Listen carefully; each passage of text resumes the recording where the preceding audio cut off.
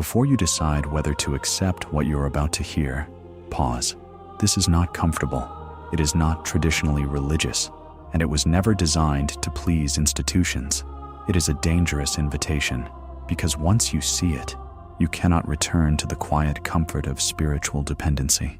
For centuries, you were taught to bow your head, to ask, to beg, to negotiate with the invisible as if you were always lacking, always unworthy, always waiting for permission.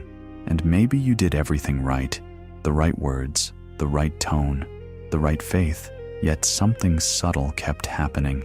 Silence answered louder than amen. Your prayers felt like they were hitting an invisible ceiling, and no one could explain why. But what if the problem was never you? What if the problem was the method? There is a difference, almost scandalous in how ignored it is, between praying and calling. Prayer assumes distance. Calling assumes origin. Prayer positions you as someone trying to be heard. Calling positions you as someone already connected. And that shift changes everything. If you observe the accounts of Jesus Christ without fear or guilt distorting the lens, something unsettling appears. He did not operate from supplication. He did not kneel before reality waiting for mercy. He recognized. He declared. He spoke as someone who knew who he was and where he stood. Before Lazarus walked out of the tomb, there was no desperation, no negotiation, no, if it is your will. There was certainty. I know you have already heard me, not hope. Recognition. The event had not yet manifested in matter, but internally, it was resolved. This is not blind belief. It is alignment with a layer of reality where the outcome already exists. And here the code begins to reveal itself. He did not try to convince God. He did not seek attention. He operated from a connection that was never interrupted. What he did was not religious ritual. It was activation, like dialing a direct number. No operator, no explanation, no pleading for priority, just calling, because you know who is on the other side. When you ask, you reinforce separation. When you call, you affirm origin. And systems built on unconscious obedience cannot tolerate that distinction. Over time, this posture was softened, symbolized, diluted. What remained was prayer as request and forgetfulness as rule. Ancient traditions outside the official canon, especially within early Gnostic thought, warned that the greatest error was not moral failure.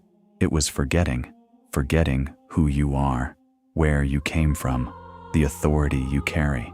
They spoke of the monad, the indivisible source, not a distant deity, but the undivided consciousness before fragmentation. Not outside you, expressing itself through you. Calling, then, is not communication between two separate beings. It is internal recognition. And this is where the resistance begins. Because this world, as structured, is not optimized for humans who remember. Gnostic texts describe regulating forces, often symbolized as Archons, not monsters with horns, but governing intelligences that maintain repetition, inertia, identity fixation. They do not need to attack you. They only need to ensure you never remember. How? Distraction, language, false identity. From childhood, you were taught to define yourself as body, name, trauma, memory, expectation, interface, character, not operator. The monad does not respond to the character. It responds to the spark that was never born and cannot die. And that spark becomes perceptible only when the noise decreases. This is why the method is simple and dangerous. It does not require temples. It does not require intermediaries. It requires state. First, real inner silence, not fighting thoughts, not suppressing them, withdrawing energy from them. Thoughts continue. You observe. When you observe, awareness descends. Most people live trapped behind their eyes, in constant mental noise. The center shifts lower, into the chest, into presence.